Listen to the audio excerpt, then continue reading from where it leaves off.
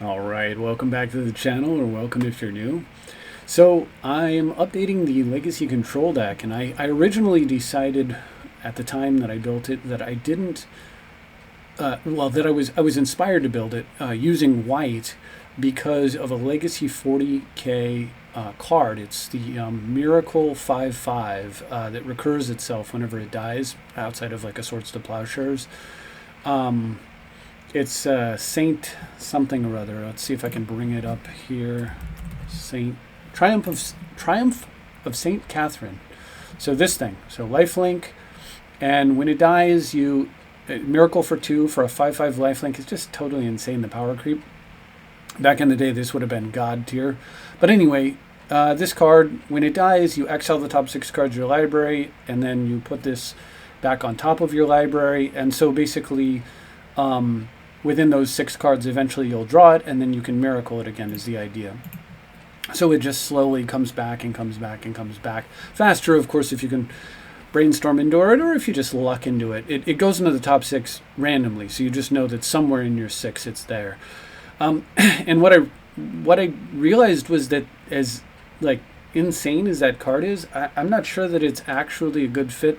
And of course, Swords to Plowshares being the other reason that I want to play white, as well as some of the hosers that white gets you, like Stony Silence and Rest in Peace and whatnot. However, what I realized is that I'm not exactly sure that I want to be playing the white. First of all, 4 colors it's doable, of course, but it's very hard to sustain in a wasteland environment. Even with 4 stifles to protect your lands, it's a challenge. And I didn't feel good about losing games just because I had the wrong colored cards at the wrong time. Like, sure, most of the deck was blue, but I'd search up a Swords to Plowshares early on, and then I'd be staring at Orcish Bowmasters I couldn't cast in response to my opponent's cantrips, and then much later I could play the Bowmasters, but it wasn't, it's a card that has a timing restriction to be, at its best, I guess. And that's where having 4 colors was just becoming quite difficult. And the other reason that I was initially inspired to run that deck was because I was thinking that I would run Up the Beanstalk. If you're not familiar with that, I'll show you that one here as well. So Up the Beanstalk, most people watching this probably are familiar, but for those who aren't, is a 2-mana cantrip, so it draws a card, and then whenever you cast a spell with 5 mana cost or greater, draw a card. So what that means is that this Catherine now draws a card, even if you miracle her, because her converted casting cost is 5. All your Force of Wills draw a card. Of course, your Lorians would be like a draw 4 if you actually hard cast them. But I wasn't willing to also go and play the rest of the cards that people play in the Beanstalk deck, which I believe there's a Leyline Binding is one of the cards. So this is a foiled, flash domain card. So if you have 5 kinds of lands, this is a single white to exile a non-land permanent until it leaves the battlefield. So because it's 6, but you're cheating it out with domain, Up the Beanstalk causes that to draw cards. These are all really good and very powerful things, and definitely in Allure, like a reason, it's a draw to run Up the Beanstalk. But I didn't enjoy it for one. I didn't enjoy it that much because one, as I said, mana being fragile was a challenge for decks that like to attack it, like me. And the other reason was that I felt like Up the Beanstalk, it's a must, not a may, and so you could get in a spot where your opponent could have a Bowmasters in play, and like you cast Force of Will and they flash out another Bowmasters or something, and all of a sudden you're actually like getting shot, and then maybe even dying on the spot, right? Like I wasn't sure that I was into that. I mean, card draw is amazing, but I think working around Bowmasters made a little more sense to me. So I moved away from the white, and once you drop the white, then Up the Beanstalk goes way down in value. I think the two go together specifically because of Leyline. And of course, you could also play a card like Solitude if you want. Solitude being the pitch, the evoke, Swords to Plowshares that cost 5 mana. So like you could play this as well and evoke Solitudes and stuff and draw cards off of that, which gives you a nice finisher. And then I was thinking, wow, I moved away from this Solitude Leyline Swords to Plowshares potential up the beanstalk. And I worked on the deck that I posted in the video you saw, if you saw the last one, which didn't have that stuff in it. But then I felt like I was missing.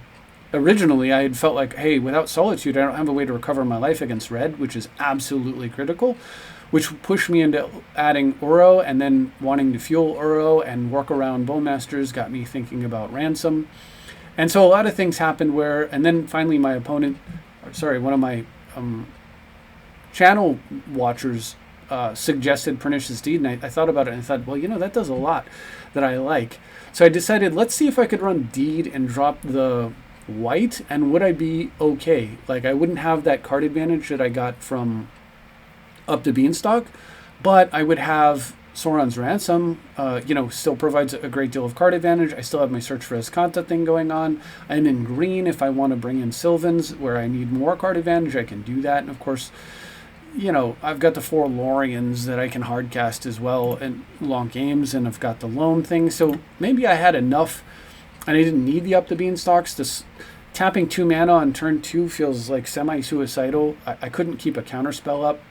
And then finally, in the last video, I was using No More Lies, which once again, so No More Lies. I like being able to just flip over and bring this up. So I was using this card here. So why was I using No More Lies? This was another draw for me to play white. And it was because I wanted a way to exile Life from the Loam. But what I found in the Life from the Loam match, and then I cheekily snuck in an extra bog, just something I could loam into and have a backup solution against that deck. And what I actually found in that matchup, as well as a force and negation to also do what No More Lies does.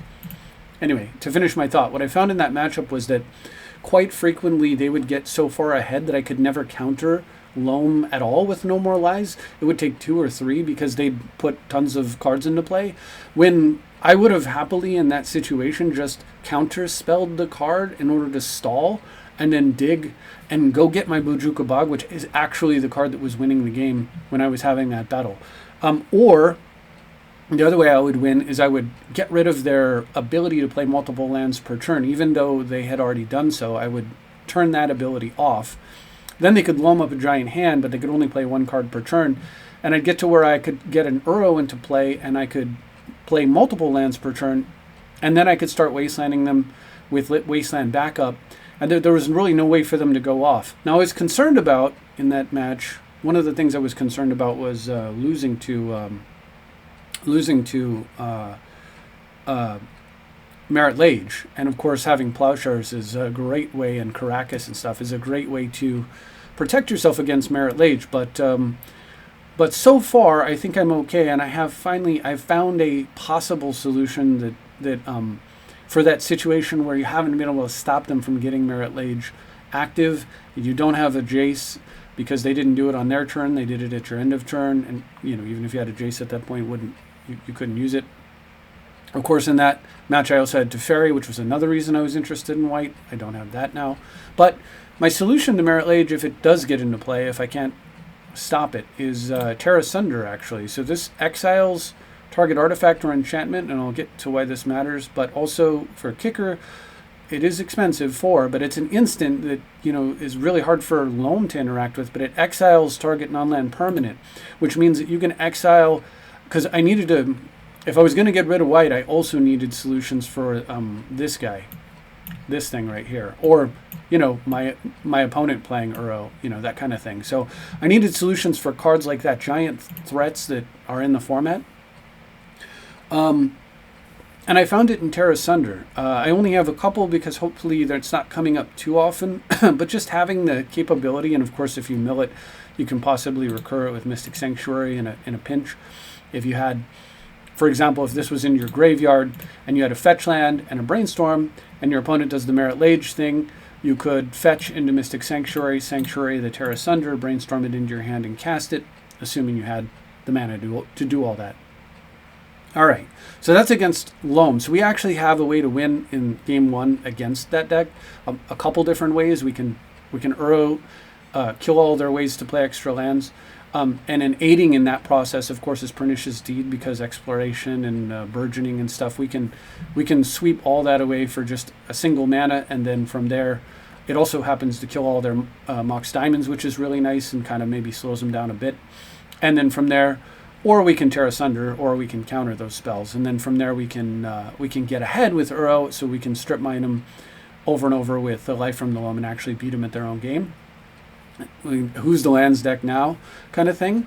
So that's one way. Or we can basically force a negation / Bojuka Bog our way to victory at some point, hitting most if not all of their loams, and then take over in that way. So there's kind of like a couple different routes we can take.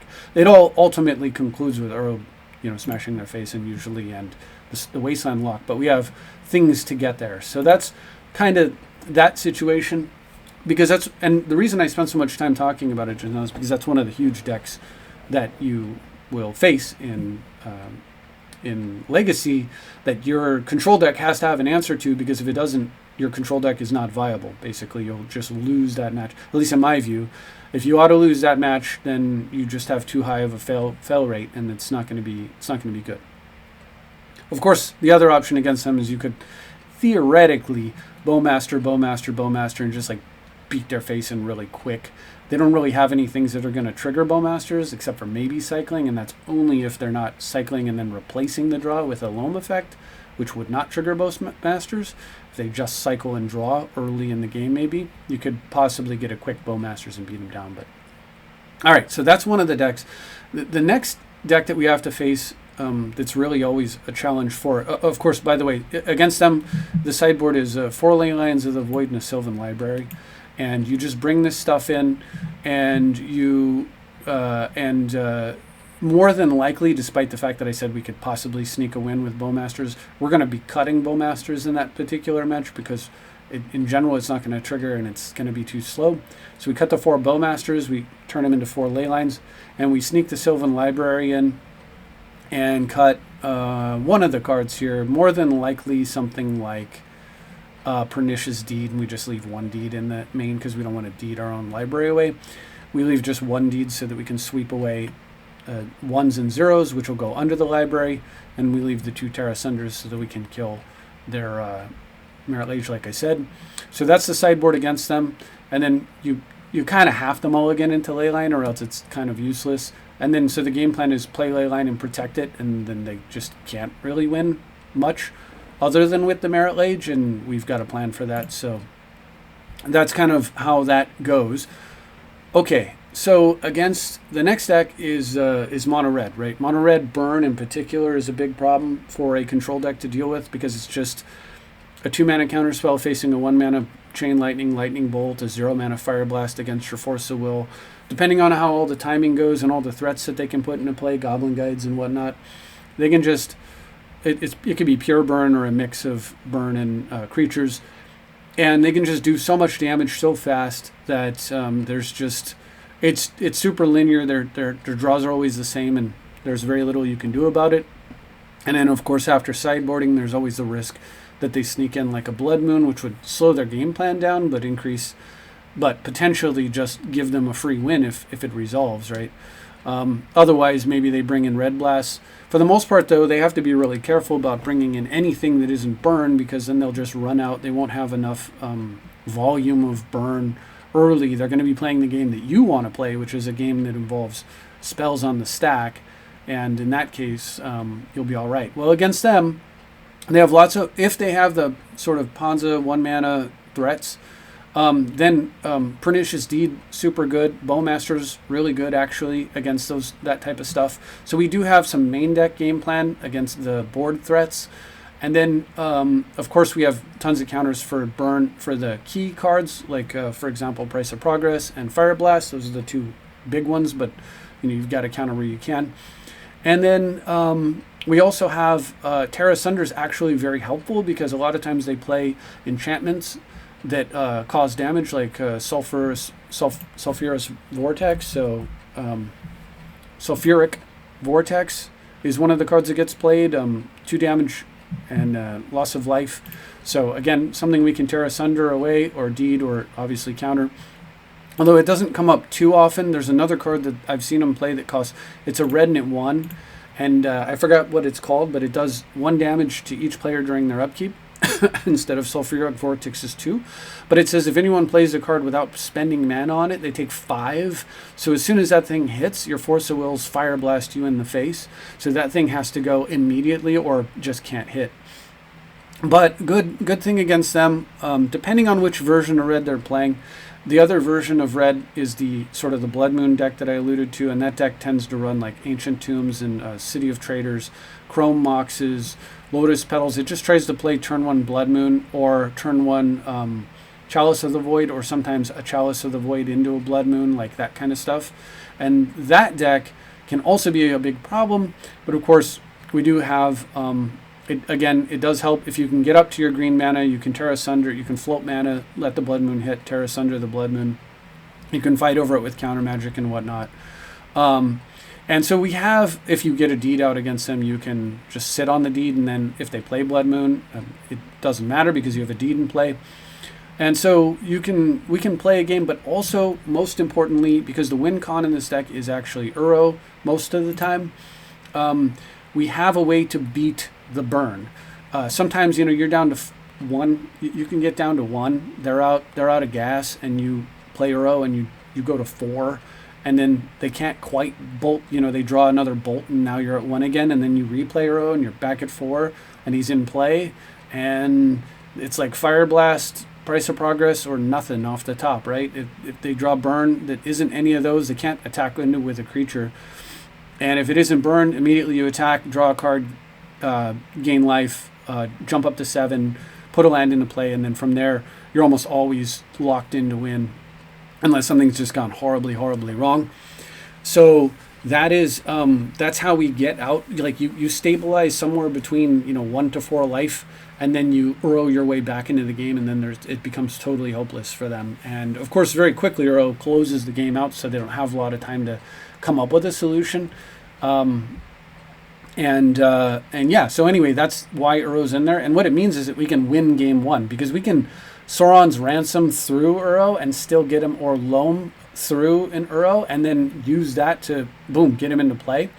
The other trick you can do, though, against them, which can be relevant, is if you can manage to get to 4 mana, so very consistently hitting your mana, Pierce on 1, Counterspell on 2, hit another land, Bowmaster's a creature, or do whatever on turn 3, and then play your 4th land, you can cast Uro and spell stifle the trigger, that not the gain life or draw a card trigger, but the when Uro enters the battlefield, sacrifice it unless it escaped, because this is a separate sentence. It's a separate trigger, so he gets 2 triggers. So you can you can stifle this one against the mono red deck, where your stifles might not be good because you might not have fetches, and then just play a turn 4 Uro, gain the life, draw the card, and then immediately start attacking on turn 5 and just take the game over, which is super good against them.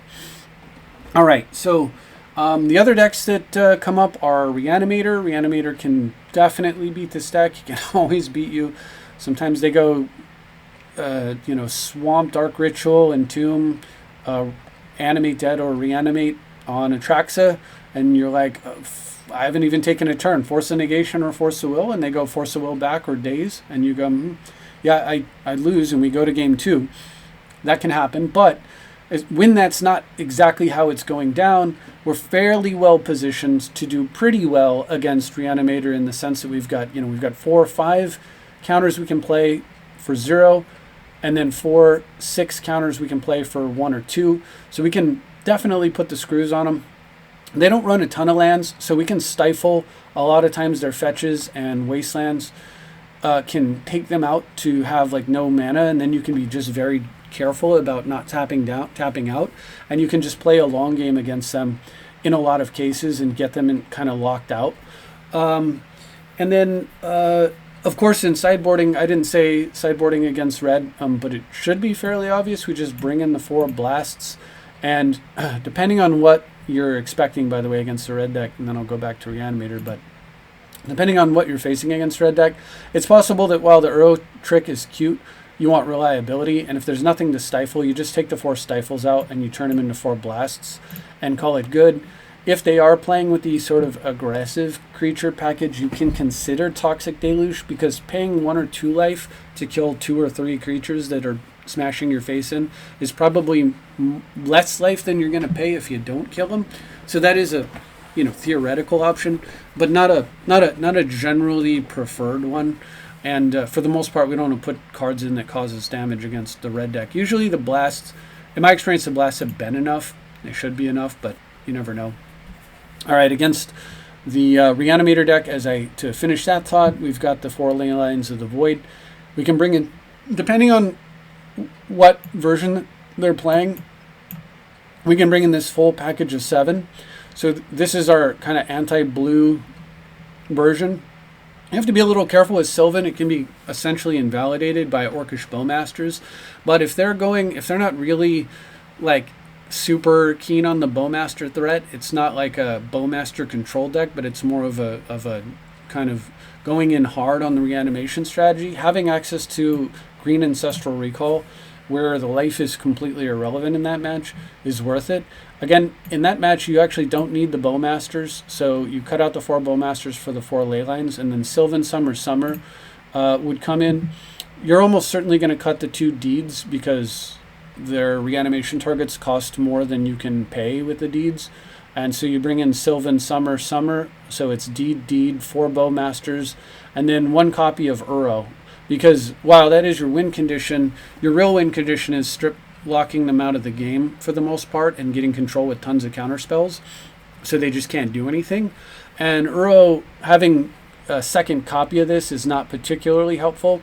Can be harmful if you were to play it and it gets in your graveyard. A lot of times they bring in extirpate effects. I forget which card they actually bring in. It's not extirpate. But it's effects like this that basically lobotomize a particular card of yours. So if you have 2 Uros in against them after sideboarding, sometimes they'll just extirpate it, or whatever the Phyrexian version of that is, and just remove it from the game, and then you're kind of in a bad spot. It is a very good card and a very good effect, the Phyrexian version of extirpate. It doesn't have split seconds, but you can pay it with Phyrexian mana. And if for some reason we find that we need more than 4 Ley Lines, we can sneak it in, but for now, I don't think we do. So like I was saying, you just take out an Uro, replace it with a Sylvan. You take out the 4 Bowmasters, replace it with the 4 Ley Lines, and then you take out one of your Pernicious Deeds, and you take out the 2 Deeds, yeah. So 4, 2, 1. So you take out, so this is your swap package. It looks like this. It's going to be just like this. And then you're going to swap that in for this package here. And then hope to start with a Ley Line. Obviously, if you could start with a Ley Line Veil, even better. But that's kind of the idea. These cards come out, and then this is what your deck looks like against Reanimator. It's basically as anti-Reanimator as the deck can get, just about, without, I guess, going even more crazy with it, using, like, I don't know, like I said, increasing the number of cards like this that you're running. But yeah, so that's kind of how you do that. It's a very winnable fight. It can be won in game 1, usually with mana denial. And in that, you want to keep it. One of the things you want to keep in mind is that, particularly if you go first, if they go like land, cycle Troll of Khazad-dûm, you stifle that so they can't go get their land, and then you wasteland them, and you might have a game. Especially if you're holding like a Spell Pierce from there or something along those lines. Like that's kind of how you go after them. All right, so what else? The Artifact deck. So the Artifact Affinity deck is another strategy that you have to deal with in your control deck and Legacy. Some of them run Urza's Saga, some of them don't. I think most probably should, but there are reasons not to. If they're more combo oriented, maybe they don't. Usually they're playing like, it depends on the version. A lot of times they're playing various, like 8 cast, draws tons of cards. Sometimes they have the creature that's like a commander that you tap to replay an artifact from your graveyard, and then they use baubles and stuff to draw lots of cards and stuff. So against them, sideboard is, a little bit different. we have really good game one against them potentially, because we have a lot of, we can sort of shut down a lot of what they're trying to do. We can punish their card draw. We can actually tear asunder. This is so good against sagas, I think I mentioned. But basically 2 mana you can sinkhole an Urza's Saga. So this is another reason why Tear Asunder is so good, because it actually targets enchantments. Means it and it exiles also.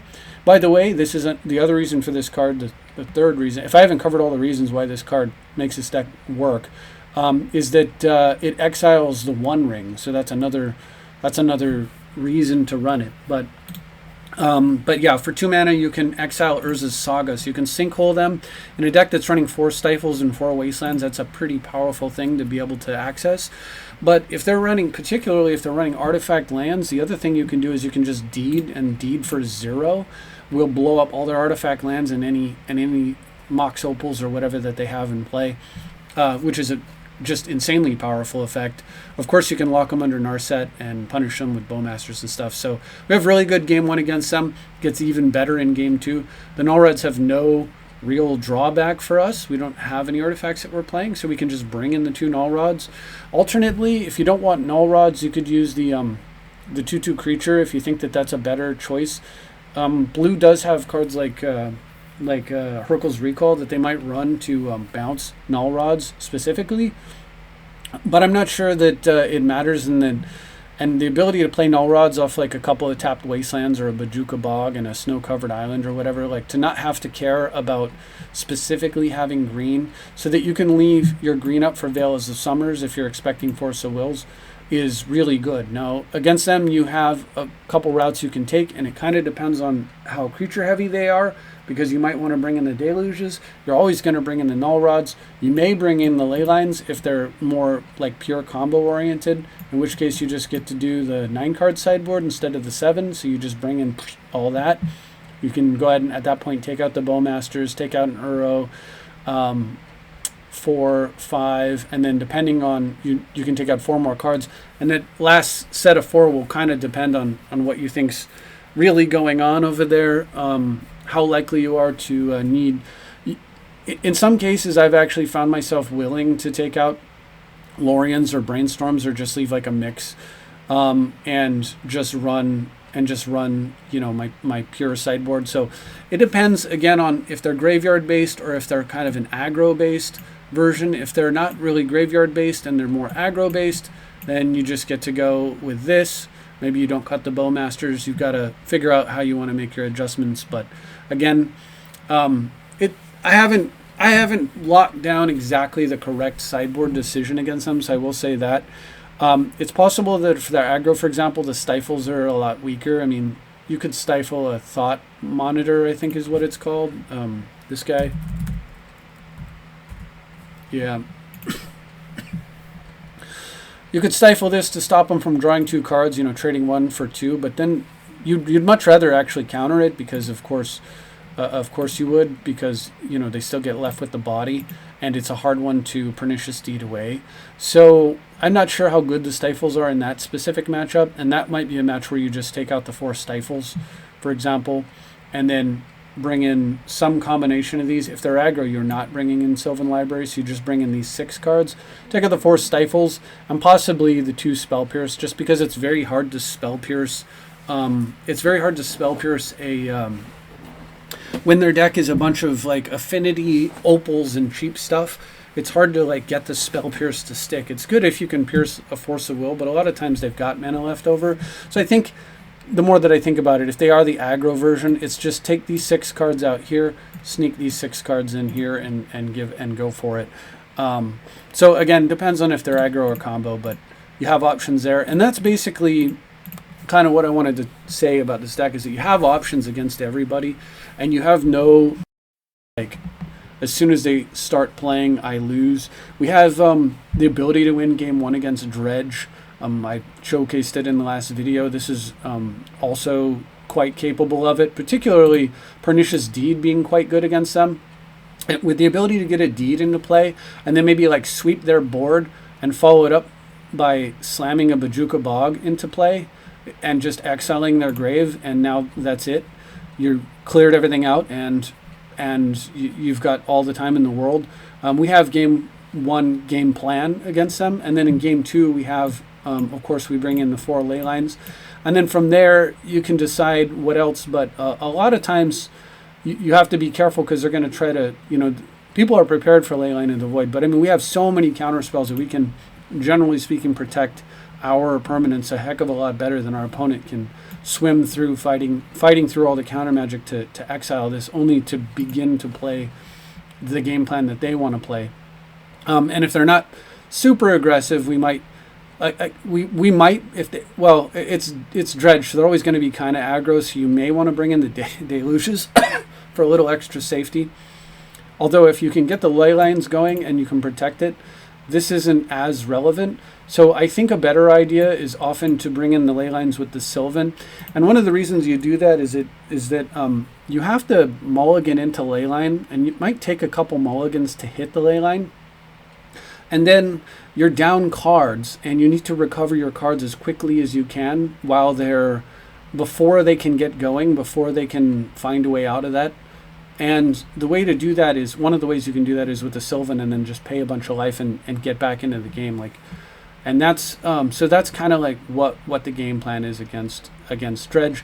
And against them, again, you can take out 1 Uro. We always leave 1 for winning. We just swap Uro for Sylvan Library, no problem. And then the other 4 cards that you have to take out against them, it's a little tricky. It depends, because you can stifle triggers from the graveyard, but stifle also may not be necessary if you have the ley lines. So I'm thinking that the way I would sideboard more than likely is something like this. These 5 come out, and then these 5 come in. However, I am unclear if that is 100% correct or not. I'll have to play some more matches to see. But that's it. At least all of what I can say is that everything in the main deck, everything in the sideboard has been designed with a plan in mind for all the matches that you can encounter. And I've tweaked the mana base, of course, is even better. I went up to 6 fetches to make the mana more reliable. I broke it up between deltas and rainforests, which can get all of the lands except bog and wasteland, because those can't be fetched. But the rest can all be fetched. Sadly, I wish bog was a swamp. I love that Mystic Sanctuary is an island, and I wish bog was a swamp. It would balance out so many of the nasty, the ability to just go first turn polluted delta pass and know that you couldn't instantly die to Reanimator would just be so good. But unfortunately it's not. However, it's still great in this deck. If it comes up, like I said, you can loam for it. But yeah, that's all the changes. With the 6 fetches, we've got a little bit of resilience to a card like Extirpate, which can target a card other than a basic land. So they could potentially extirpate like all of your deltas or rainforests, and you still have some fetches you can work with. And of course, between these 3 and these 3, that's 6, and these 4, you've got 10 tutors for your islands, and we've got 4, 8, 9, 10 islands total. So in theory, you can you can fetch all your lands out. Of course, you're going to draw some of these, and you're going to cast some of these. So in a long game, so it kind of balances out pretty well. And that's about it. I want to run through some games now, because I'm sure that those of you who are not here to listen to me talk, who just want to see some games, are interested and waiting for that. So we will go ahead and get that going. We'll go ahead and sort this up a little bit differently, and we'll take a look and see how it goes. I guess, I suppose I didn't touch on one other thing. I won't spend a lot of time on it, but White Weenie is also another major threat, which is essentially runs similar to how playing against red runs, except that you can definitely and will bring in the Toxic Deluges against them. We don't have a ton of sideboard against them. If they're playing like a Stoneforge version or something along those lines, or if they're playing with I'm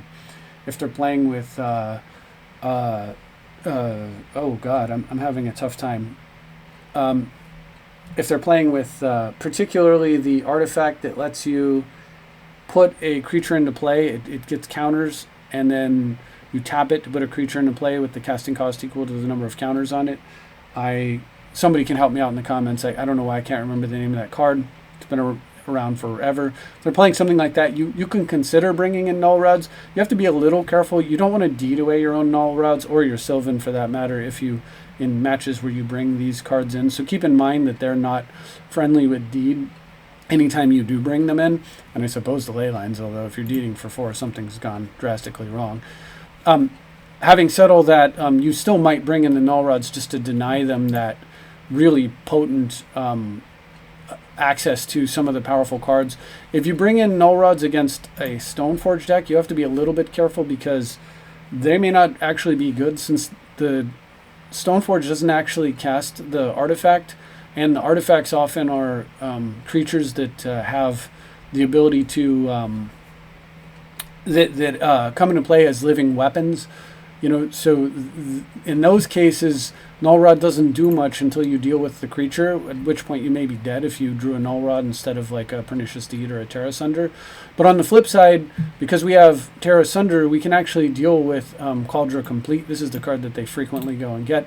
It's the living indestructible weapon. So it's possible for us to actually just exile the weapon itself and not super worry about things. Or it can get out of hand and kill us, obviously, right?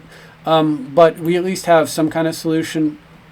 And I can't remember if... Yeah, the creature gets indestructible too, so you can't necessarily deed and kill the creature. That doesn't help. But if they are just regular kind of White Weenie Death and Taxes style, deed can be excellent against them. And of course, Deluge is still solid. Deluge will incidentally kill a Cauldron Complete if you haven't taken so much damage by that point that you can't cast it, which is sometimes the threat.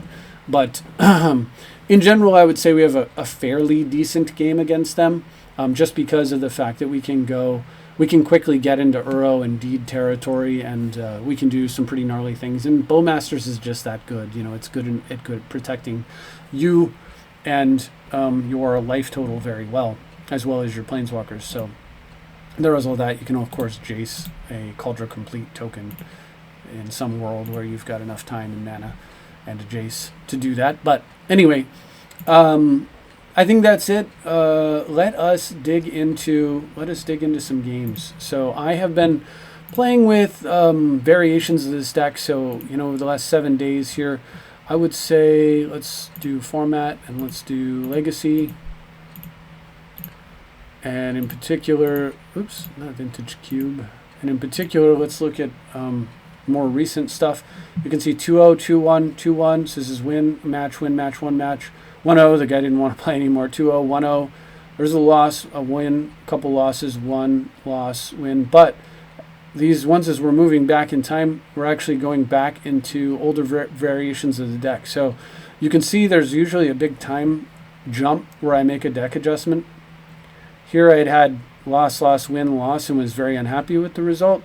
And there I made a big swap, and I swapped over to something very close to the current configuration. I was playing with it and I've been tuning it, putting it together. But you can see win picks up after the change. So I'll go through those. If you want to see some of the losses in future videos, we'll definitely cover those. But I want the build to be stable.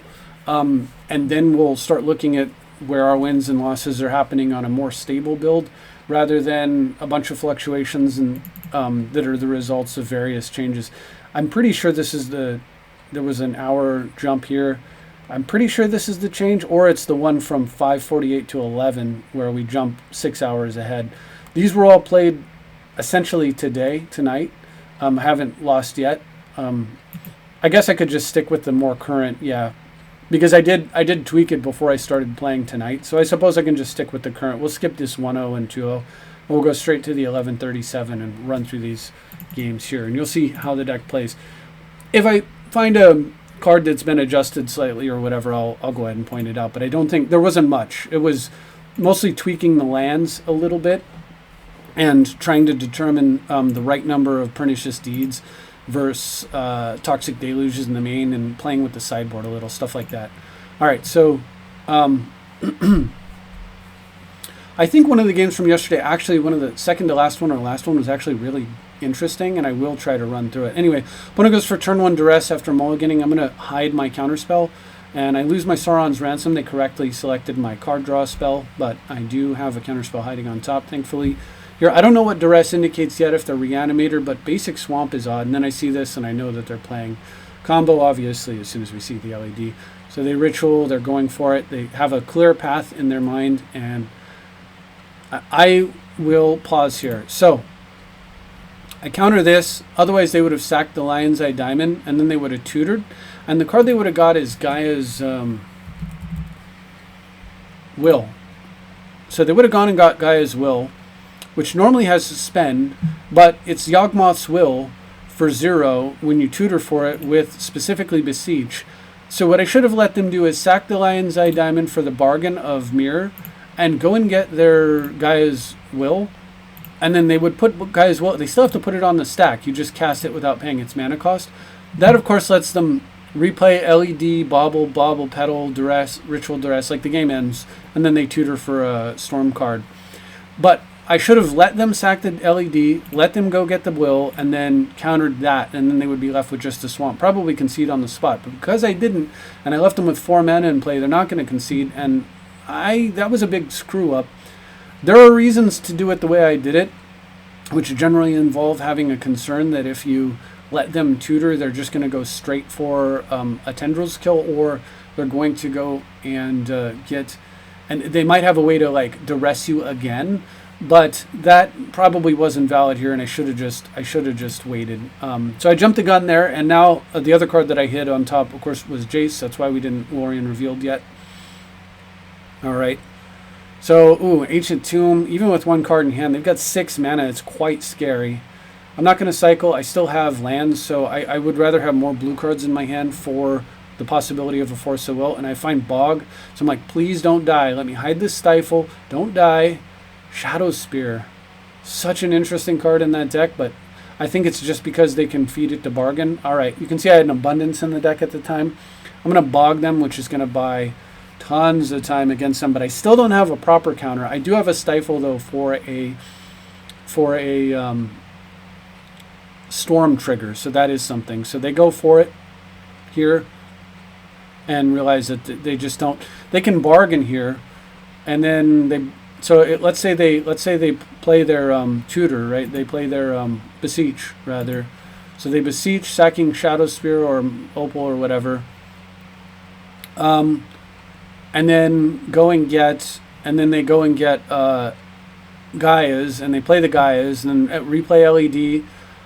They can replay maybe beseech again. Yeah. Sacrificing Shadow Spear, and then they can go get their Storm card and play it for free, their Tendrils. But, I'm going to Stifle. Of course, they don't know that, but it's pretty hard. I don't even think the Tendrils kills me, actually, from here. And they know that with a Jace, with Jace and no graveyard for them, there's 0 chance of them winning. And you can see I had Shieldred's Edict in here. I had an Abundance in here. Both of those cards have, of course, been cut. And we'll move on to the next opponent, I guess. So that was...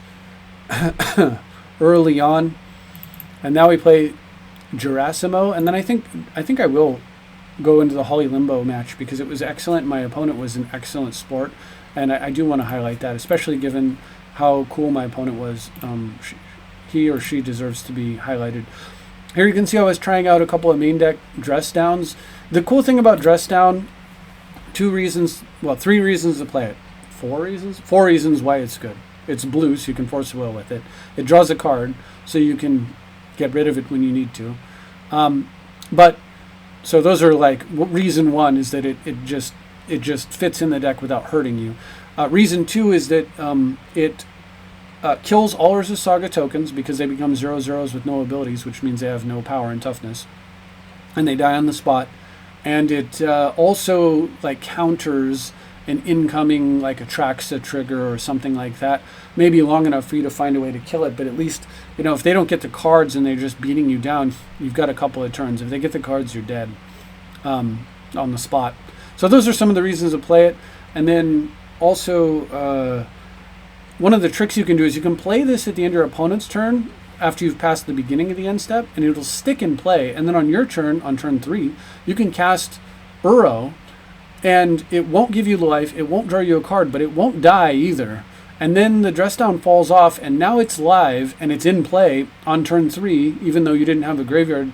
And now you can start swinging with it. So it gives you, like, really good game against red, actually, and some of the decks where you're willing to tap out like that. If you have, say, a Force of Will backing you up or whatever. So I was trying it out. I'm just not sure that that's actually necessary, and most of the time I just want to sit on Counterspell and not screw around with it. Another combo player of some sort, perhaps. Although Bobble shows up in like so many decks at this point that I don't even know what to think. Like it's hard to know for sure. As soon as you see the LED, then you do know. And here you can see I'm going for the dress down end of turn. Oh, no green. And at this point I didn't have the 6 fetches, so my mana was a little bit worse. And you can see there goes a Grape Shot. And I was running 2 dress downs incidentally, so that's why I drew the second one. Opponent goes for right and prints on Chrome Mox a Gamble, and has a defense grid, which I clearly have to counter, but then they play Overmaster, so their next instant or sorcery can't be countered. They Burning Wish and float some mana, can't counter that, and they go get Empty the Warrens. I guess I'll force one of them and hope I draw a forest, and then hope I draw a forest? I don't know. Right? A dress down here would have been nice if I would have dressed down and drawn a card and then played right here. I could have played Uro and had him and played a block. And then I could attack and draw a card, and I would have 1 turn to find Pernicious Deed. As it is, I have like no turns to find Pernicious Deed. Obviously I'm digging for Deed, so I'm gonna do what I can, but alright. So we're gonna cycle and grab another forest. Unfortunately, Uro popping back into play is not going to be enough to save me this game, and I just don't have it. I didn't have Stifle for this. I just didn't have anything, and the Gamble Overmaster defense grid thing completely threw me off. What the heck? All right, so we go into game 2. And I started sideboarding dress downs out, as I recall. I was testing out Seeds of Innocence. Now, of course, I just have Null Rod, which just makes more sense. It's cheaper and more reliable and costs less. Seeds of Innocence is great, but a double green is... I don't want to have a double green. This was actually the experience that caused me to make the adjustments. And then I had Invasive Surgery as a way to exile... here, I've got to deal with a defense grid. As a way to deal with Loams, but I bring it in here just because I saw Overmaster and stuff like that.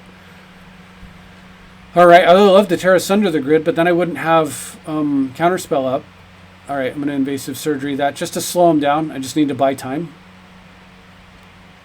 Wasteland looks pretty good here, but I think I'd rather get Narset down and start digging with a Blue Blast up, and then I'm going to waste them after that. But at least this way they can't draw cards. I make a big mistake in this game and somehow manage to live. Chrome Mox and Prince Burning Wish. Overmaster, 100% should not have countered that. That was the big mistake. However, my opponent's so low on cards that they don't have... They end up gambling with 1 card in hand, and they lose the card that they needed, and then they concede. So, yeah, that's okay, but I should not have countered this. They wouldn't have drawn an extra card with the Narset, so just let it happen.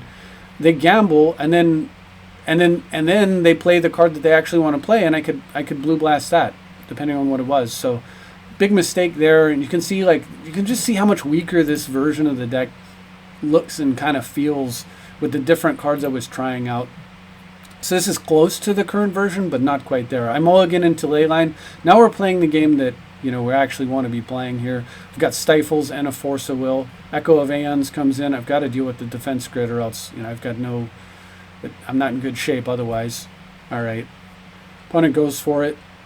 Galvanic Relays. I'm going to stifle the trigger, and they only get to exile 1 card, and they exile a...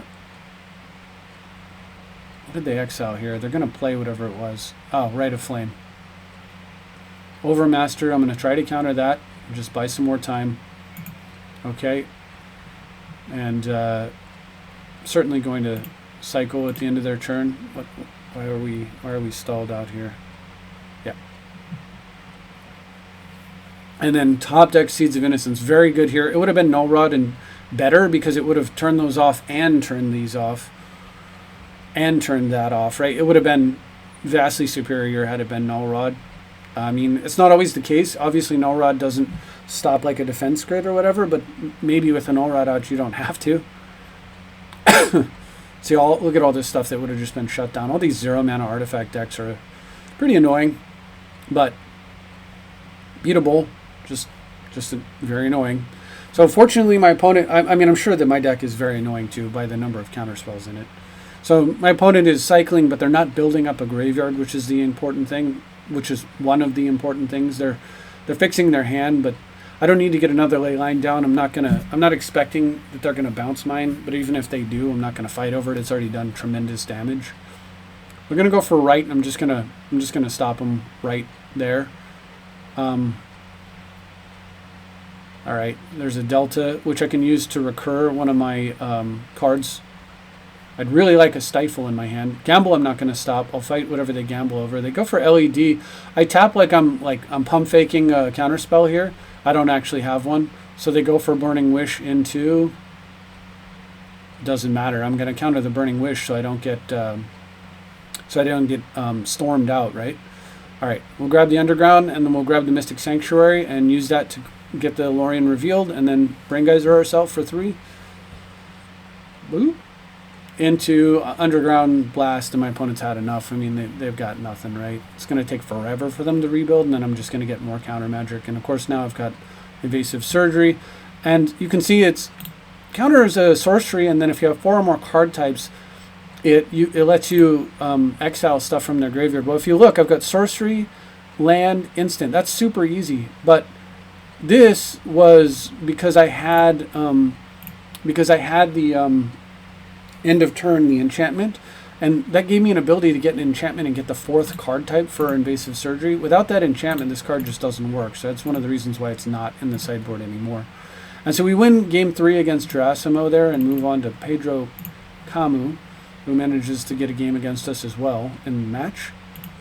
I don't remember which. All right, and you can see here, oh, what? Oh, that might have been played out of order. Let's take a look at games 2 and 3. I think what happened, and this happens a lot, I mean, this happens an awful lot, is opponents play against this deck, can't do anything, and then just concede because they've had enough. They don't want to deal with like a permission war, and I'm happy to take the wins, but I would prefer to have more, more game going on. Apparently, is a crutch word for me tonight. I apologize if you're tired of hearing it. I'm tired of saying it, but all right. So opponents playing. Oh no, that's what happened. All right, I remember now. Legitimately, in game 1, my opponent mulliganed so much that they just conceded, and I had no information. So my assumption was they were on combo, so I sideboarded like they were on combo. So then we moved to game 2, and I get first turn Lava Spiked and went, oh god, I've sideboarded all wrong for this match. So mistakes were made. All right, I'm getting bolted in the face. I'm just doing this because I know against them that the goal here is going to be to try to loam into Uro as fast as possible. But I've already sideboarded down. I'm down 1 Uro already. I'm going to leave that because I can't afford to force it. I need to save my force for Fire Blast or Price of Progress, and I'm going to use the Deed to deal with it, even though it's going to deal a ton of damage to me. It's still what I have to do here. I'm getting bolted in the face. Bolted in the face. I'm now at 2. This is just awful, right? I'm now at 2. All right, I'm loaming. Oh, I loamed through an Uro, so maybe we have some game. All right, we're going to kill their Plateau, which makes it harder for them to Fire Blast. I have no idea why they're running Plateaus. Probably sideboard cards like Stony Silence and stuff. All right, they're going to bolt. I clearly have to force a will. Looks like I'm dead, but we can deed away the Vortex, and then we can put Uro into play and go up to 4. If they don't have any more burn, at least, if I don't get bolted, so I didn't get bolted, can they kill me? Sadly, my opponent's just slow rolling. I think this is a bad play by them, but oh no, they don't. I draw up to 4. No, I'm surprised actually. I could have swore I died here. And they have a Goblin Guide that doesn't do anything. Am I gonna actually win this game? No, I'm not. They actually slow rolled it to that point. Just excessive and dangerous against, well, if I had Blue Elemental Blast. But I don't, because this is game 2 and I had no clue what I was facing. So in game 3, I take out all my anti-combo stuff and bring in my anti-red package. And we move into game 3. And it looks like a pretty bad hand, but it's not horrible. I have Lorien revealed. I need to draw some mana fixing, and my opponent plays a Goblin Guide and swings, and I hit. Very nice. I'm not going to cycle Lorien because I can force with it. I'll only cycle it if I absolutely have to, like this turn, because I'll have to grab myself a Misty. I'll have to grab myself a Tropical. All right, one toughness guy, one toughness, or one casting cost, one casting cost. I'm holding a deed. Or will I have to cycle? What a nice gift from the Goblin Guide, leading us to land. Sweet. All right, let's get the deed down. I'm going to take another beating, and it might be lethal, depending on how many spells they can trigger prowess with. But instead, Blood Moon comes down, and this is just glorious for me. Like, the best possible thing to happen right there. Only one spell, so I'm only going to take 6, and I hit a land again. Just beautiful, beautiful result. I'm going to throw away Polluted Delta. I certainly don't want to be playing life here. They're going to swing in. Can I get another one? No lands. I'm just never lucky. All right, I'm going to go ahead and sack the deed. And we'll clear all that stuff off. Opponent goes for Rolling Vortex, and I want to pause here. This is exactly what I was talking about. Rolling Vortex, enchantment. At the beginning of each player's upkeep, they take 1 damage. When a player casts a spell, if no mana is spent to play it, they take 5 damage. And for red, your opponents can't gain life. Absolute banger. And I have Terra Sunder, so why did I force to will it? Well, I forced to will it because I recognize that I'm at 4 after I force, which I might have to do this turn.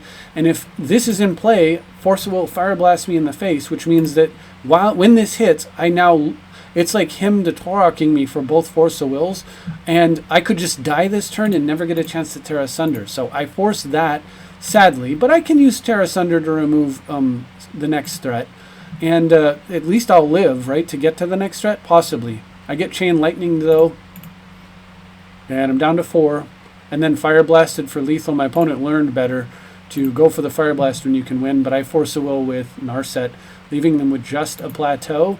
And this board here, 1 card in hand, I'm at 3. I draw Brainstorm, which is huge, because I might be able to just, there we go, get some counter magic up. And now, because I have Force of Will, I'm going to go ahead and Jace and risk it. I'm going to set myself up this way and pass. Now I can force with the Search and still have a counter spell in my hand. Opponent has Goblin Guide.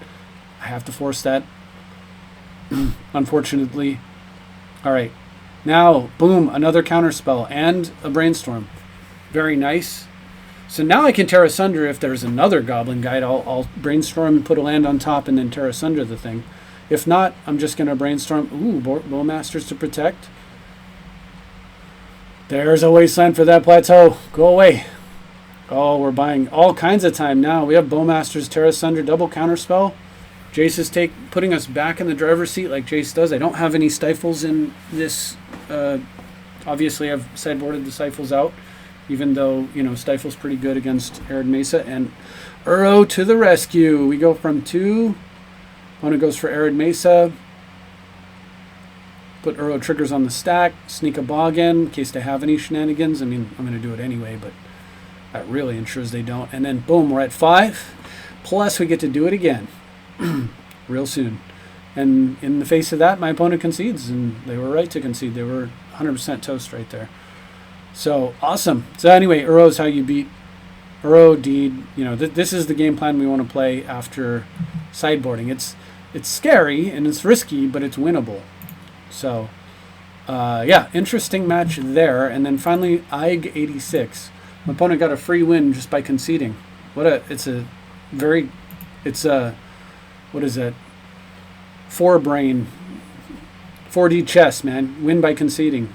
Works every time. Anyway, my opponent, now I'm playing 100% current configuration. I see my opponent mulliganed into a slow tap land, and I'm definitely going to waste there, even though it's a little bit risky, but I have Force of Negation up. My opponent ponders into nothing. I let the ponder happen because there was always a chance they don't hit a land, and if I don't have to force here, I can possibly Brainstorm away some of these slightly slower cards. And otherwise, we'll just set up our hand. Oh, that's getting pretty. All right, we're going to fetch away that land. Don't need it. I'm just going to do it now before I can get stifled. And now I have counter magic up. Hard counter. Yeah, you can have that. I've got Terra Sunder. I'll even let you imprint on it. And they put a Beseech on it. And then end of turn. They can't force a negation here, so we can have a Force of Will battle if they want. But I'll just let them win and then Pernicious Deed that away. And then have Force of Will up. Here I'm going to go for Narset to try to stop any card draw that they might have, and also tutor up another blue card for force purposes. And you can see just how this deck can totally dominate the combo player. And this is in game 1, right? So in game 2 it gets much, much worse. Obviously, you can beat anybody that misses land after you wasteland them, but just to give you an idea of how many... I'm mostly just trying to focus on how well we can get shields up so that there's no coming back, which is sometimes a problem. You can sometimes disrupt somebody and then in 3 or 4 turns later they go off and kill you anyway. Here I've got a very... this is such a horrifying mistake. Here the problem is I would really like to keep this. I sideboarded, as I said. I brought in the Sylvan and all that. But the problem here is that I don't have any interaction on turn 1. I have no Stifles. I do have Wasteland, but I have no Force of Wills. And I have no ley lines. I brought in the 4 ley lines. It's just not going to work, so I'm going to mulligan into this. Okay, I've got ley lines so I can disrupt them. And I make a huge mistake. I think that the game is asking me for They're asking me to... It's asking me... I also have a very good Pierce, Veil, Sylvan, and a Wasteland is just great with a ley line. So I want to put a Delta back, and then I want to put the ley line into play. But my brain says it's asking me to put the ley line into play first. So I mulligan away my freaking ley line, and now I have to play with no ley line. Oh, so bad here. And yeah, I'm getting my hand ripped to pieces, and a Galvanic Relay on turn 1. Hits Lion's Eye Diamond, Misty, Ponder, Bloodstained Mire. They're gonna, use the LED and the Ponder next turn most likely. They only have 2 cards in hand, but they can use this to generate. They can Ponder and crack LED. They can get the LED out, Ponder and crack LED in response possibly. There's a couple other things they can do, and of course them hitting lands means one of these cards doesn't count because they can only play one of them. But it means Wasteland's not the greatest here. However, they're low on resources, and maybe pinching their mana will help, and anything to buy time so I can find some interaction. So they do use one of their exiled cards, and they use it to Undercity Sewers, which means they're not going to get to Ponder here. I'm not sure I agree with that plan, but okay. I don't think that was better than Pondering. There's the Leyline that I sure wish I could use. Opponent Brainstorms here, and these cards are gone now. And all their graveyard's just getting built up and built up. They can now get the Flashback Time Twister with LED, and I could just lose that way. And because of that, I'm desperate, so I'm not gonna worry about trying to counter a spell. I'm actually just gonna cycle this with their Brainstorm triggering it, and I'm digging for Force of Will as fast as I can here. I've got to tap out for Sylvan. I don't think going the Wasteland plan is gonna work. I just have to go for it. Opponent Galvanic Relays again. They know that their time is limited with the Sylvan as well, and shows me a LED, Burning Wish, Brainstorm Gaia's Will. So I think I'm dead here. Mainly because I don't have Leyline in play, but they don't... I guess they don't... Oh, they don't have red, and if they sack... I'm not sure why they didn't just Burning Wish here. I guess they don't have a copy of the correct spell in their sideboard to Burning Wish for. Well, regardless, I've got the Sylvan down now. I'm going to pay, and then I'm going to Brainstorm and dig. Okay, there's a Stifle that can stop a... a triggered ability. The Stifle can stop... Storm, right? I can use this to stop them from storming off if they're going to go off with this next turn. I am so like I'm in such bad shape right now because of that Leyline misclick. All right, there's the LED, there's the Burning Wish. They go and get Thoughtseize. I don't understand this play, but I'm quite terrified. They Thoughtseize away my Stifle, which means the rest of these cards, if they don't play them, they lose them. I'm really unsure why they're not playing them. I feel like my opponent let me in this game with that play, but I'll take it. I'm going to Sylvan again, and then this time I don't pay the life there because what I can do is I can actually get rid of those cards.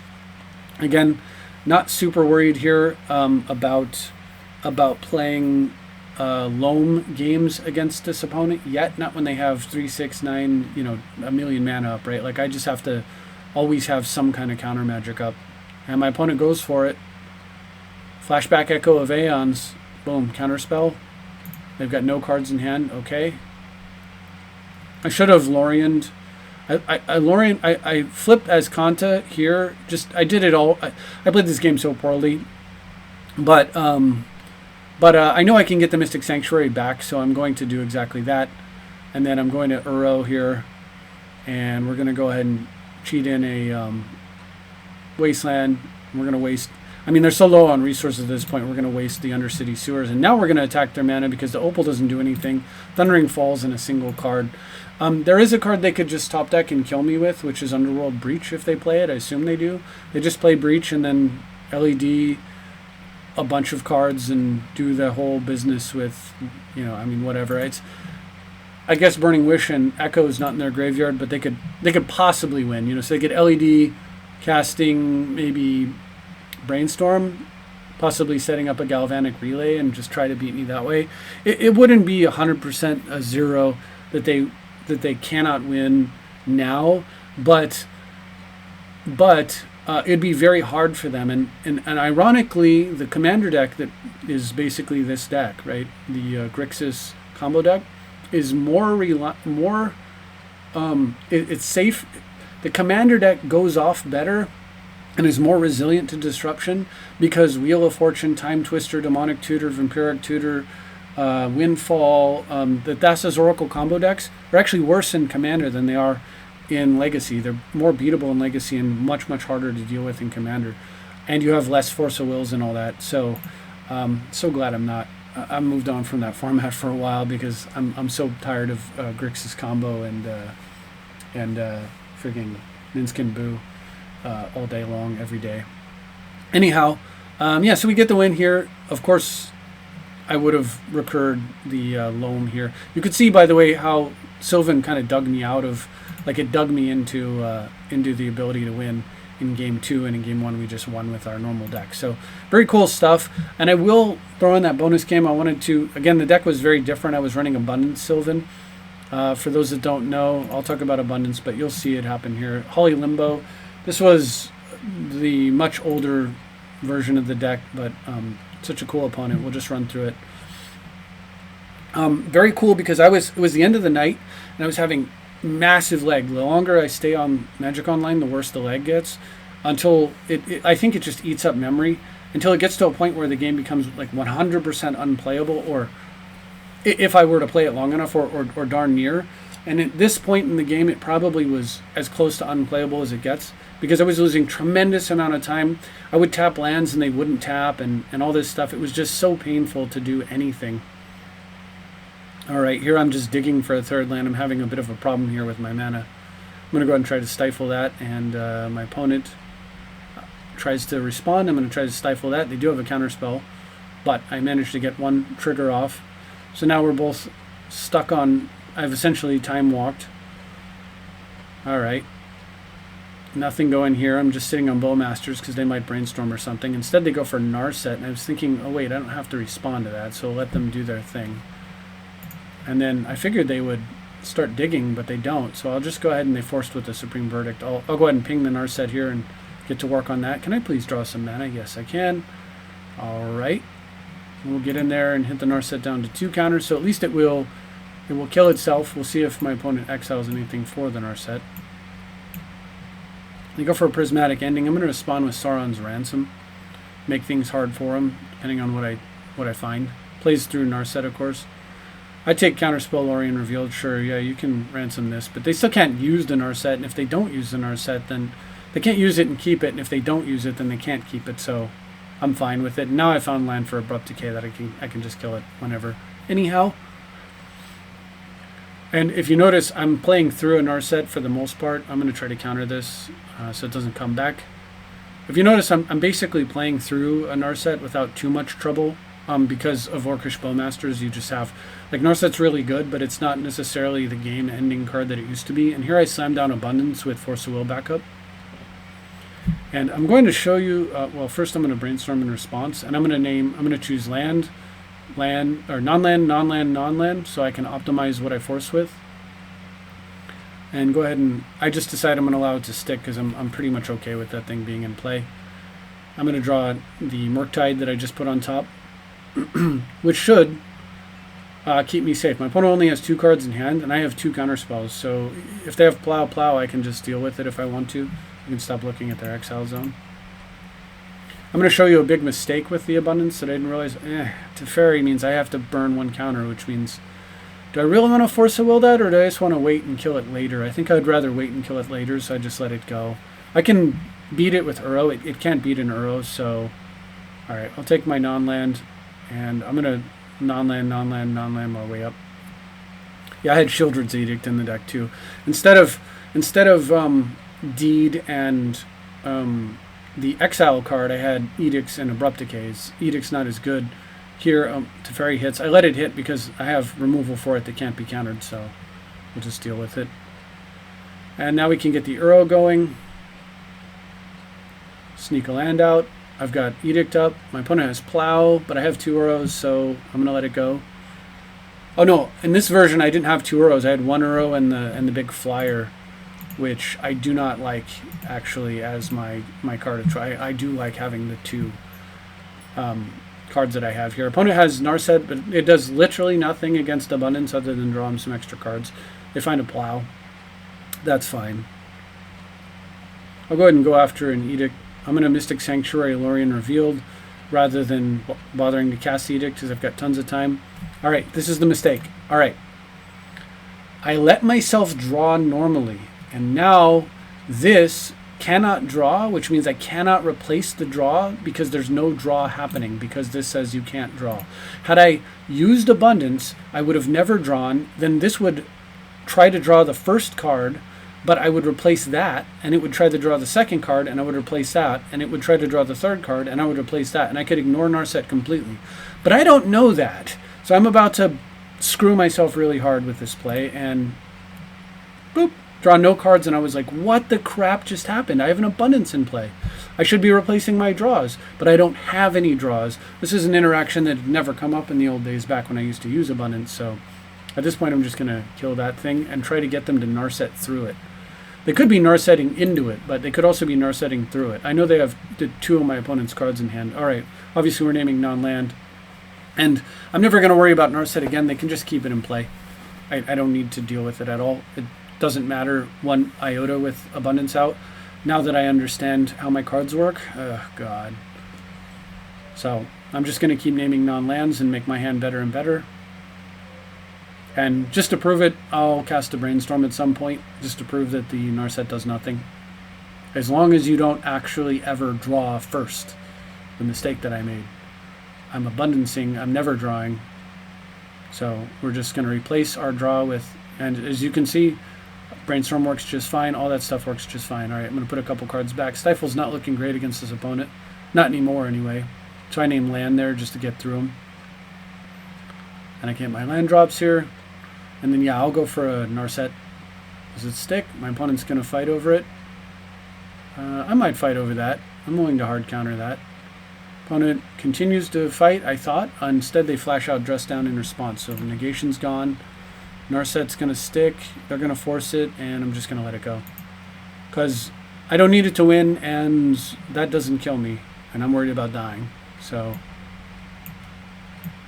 okay. Well, you know, Stifle might have been good there, but it's not a huge deal. What's the red for? Probably for a big burst. I'm going to force this here. Unfortunately, I can't let my opponent draw 3, and I don't have my Narset in play. So maybe I should have stopped. Or maybe I should have kept the Narset. I'd be certainly a lot better off here had I done that. But alright. Now you can see by replacing all of my draw effects, Lorien Revealed works just fine. My opponent's probably wondering how the hell it didn't work the first time, but it worked the second. It was more of a case of me being a fool than anything. So I may actually use Loam to start wastelanding my own Mystic Sanctuary in order to recur it. Opponent just recurred a Lorien Revealed. Obviously, I now have to play around that. Alright, end step. All Saurons.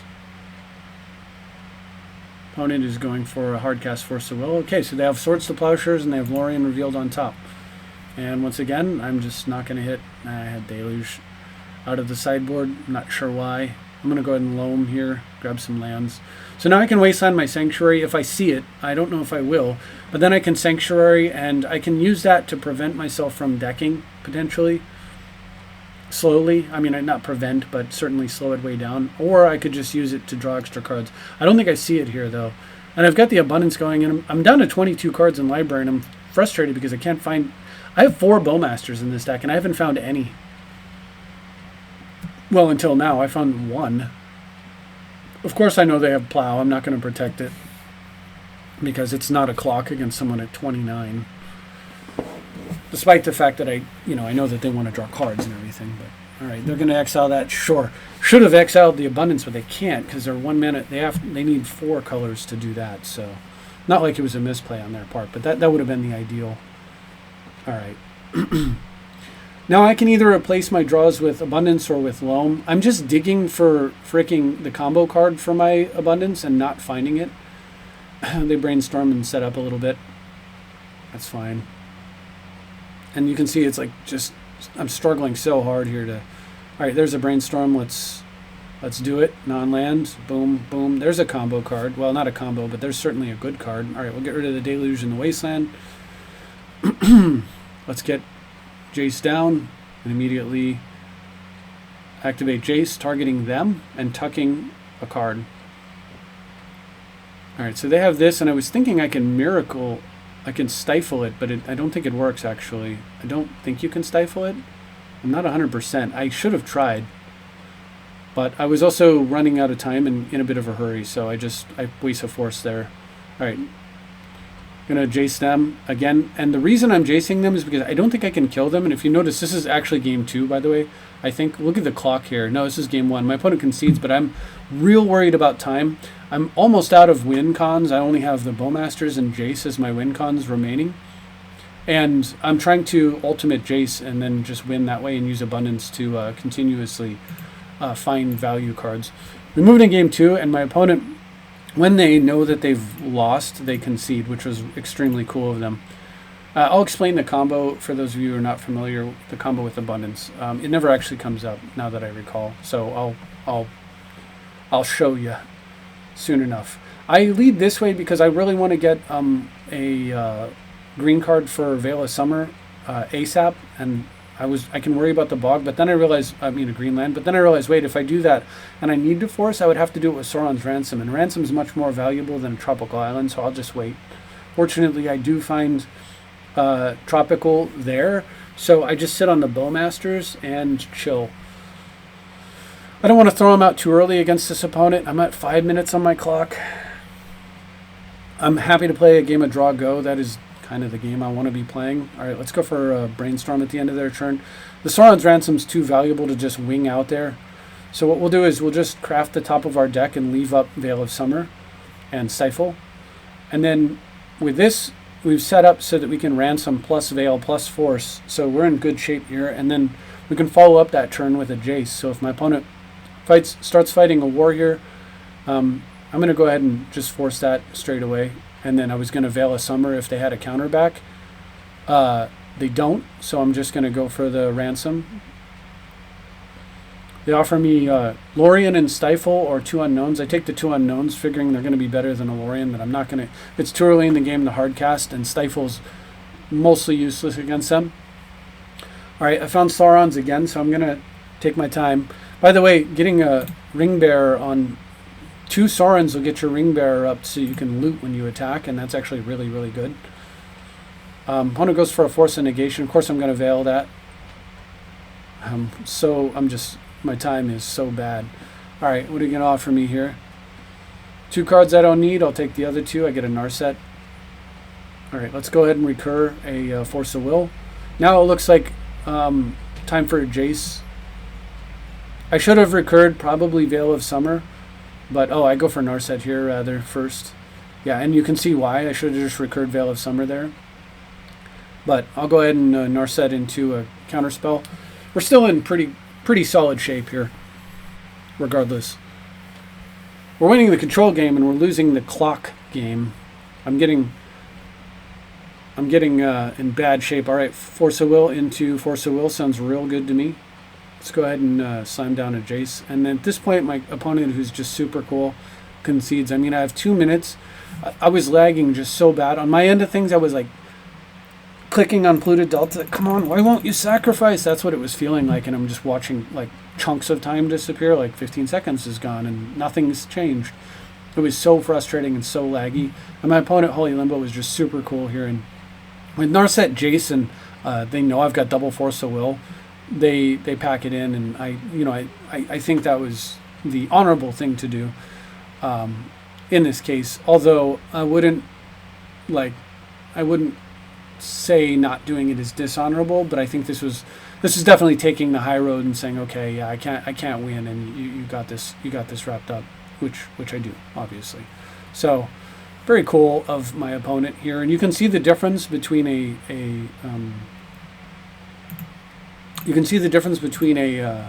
well, certainly between the builds, that version of the build and this version, but you can also see the difference between having access to Factor Fiction here, how incredibly potent that is, and Bowmasters as a tool versus having White. My opponent had White, they had Swords to Plowshares, they had all the good stuff, right?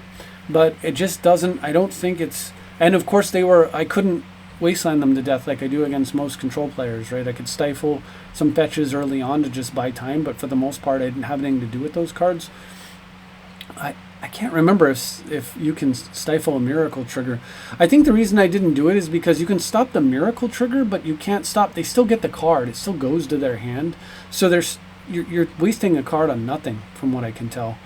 I think that's why I didn't, like, you can stifle it and then they won't be able to play the Miracle, but then they can just hard cast it for the regular price, and you're down a blue card to force with. So I just didn't seem particularly great. But anyway, yeah. So you can see the changes to the deck and why I made them and how it's worked out, and it's just been very good, very fun. And that's it for the video. Hopefully you've enjoyed it. I look forward to, again, one of the individuals had commented and recommended Pernicious Deed, and First I tried it and I didn't care for it initially, but then I retooled the deck to have better mana and tried it again. I didn't care for it because it was unreliably hitting my mana, but I actually increased my mana. I went from 19 to 21 lands in order to actually accommodate the 6 fetches to give it the greater consistency. And with that change and a few other tweaks, it felt a lot better, and so it's made the cut. And that's because of a viewer suggestion. So if you have any suggestions, please be aware. I do listen and pay attention. I don't necessarily agree. Of course, you can see I cut, but I will read them and think about what you're saying. And as you can see, I cut Abundance, and it was incredibly. You can see how gross that card is. The combo that I haven't explained is Abundance Sylvan Library. So I had each one in my main deck. You could also run them in your sideboard, both cards, if you really wanted. But the reason I cut it, as well as the Seeds of Innocence or whatever, the reason I also cut this card, which may or may not be a mistake, but I think Null Rod's probably better, but I cut Seeds of Innocence, yeah. So the reason I cut this as well as Abundance was this double green. I'm just trying to stay away from, the only thing I want from my splash cards that I'm actually going to cast, because I'm not actually going to cast these, the only thing I want from my splash cards that I'm actually casting is a single black pip or a single green pip or a black and green like here and here. I don't want or here and here. So that was the problem with Abundance. So now, to talk about the combo, basically it combos with Sylvan Library. And the way it works is that Abundance says, come on, this is an old school, we're talking super, super old school. Sylvan Abundance used to be played in Oath of Druids decks back when Oath of Druids was legal in Legacy, and Legacy was type 2. And you could run Enlightened Tutors, and you would put that combo together. You would Enlightened Tutor for Sylvan against Control, and you'd Enlightened Tutor for Oath against Aggro, and then you'd go get Abundance as soon as possible and complete the basically the lock. And the way that it works is if you would draw a card, you may instead choose land or non-land real cards. So it replaces, it's a draw replacement effect, which is what you saw happen once I realized that I needed to replace all my draws to deal with the Narset in that particular game. And the way it works with Sylvan is Sylvan says at the beginning of your draw step, you may draw 2 additional cards, okay.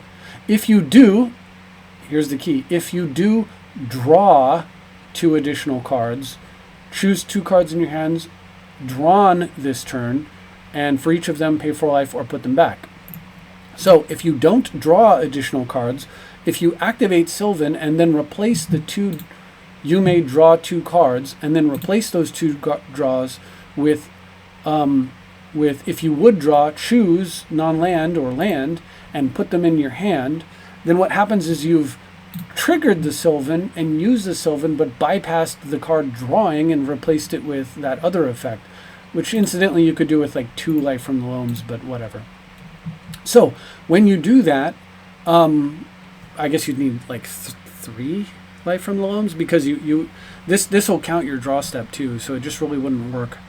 Abundance, on the other hand, you never draw, right? So because you never draw, you have extra cards in your hand, but you don't have to put them back because you didn't technically draw them and they don't meet that criteria. And so basically all this is you just get every turn, you just grab the top 3 cards of your library, or the top 3 non-land cards, or land, 1 land and 2 non-lands, 1 land and 2 non-lands over and over, so you never miss land drops, and just churn through 3 cards per turn, unmitigated, like completely blanks, Hull Breacher, Narset, Bowmasters, all that jazz, and so you just constantly ancestral recalling yourself or tidings yourself, basically worth of value. It's completely and totally unbeatable under almost any normal like permutation of what you and your opponent would be drawing from that phase of the game moving forward.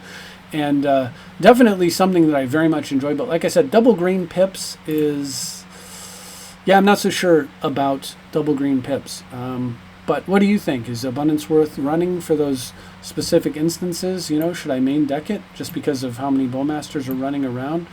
Should I do like this, which was the original configuration, and then how would you tweak the main deck if so? I am not, again, because I feel like Sylvan's a sideboard card, and I felt like Sauron's Ransom is essentially it's factor fiction, so it kind of does what the Abundance would have done for me, and also puts cards in the graveyard for Uro and Loam. So I felt like I didn't need that, and I could get away from the double green by running just more Sauron's Ransom and having that kind of consistency. But what do you think? I'll be very interested in all of your thoughts. And if you made it this far in this very long, very talkative video, hopefully you enjoyed yourself. But yeah, that's all I've got for tonight. Thank you very much for watching, and I'll see you next time.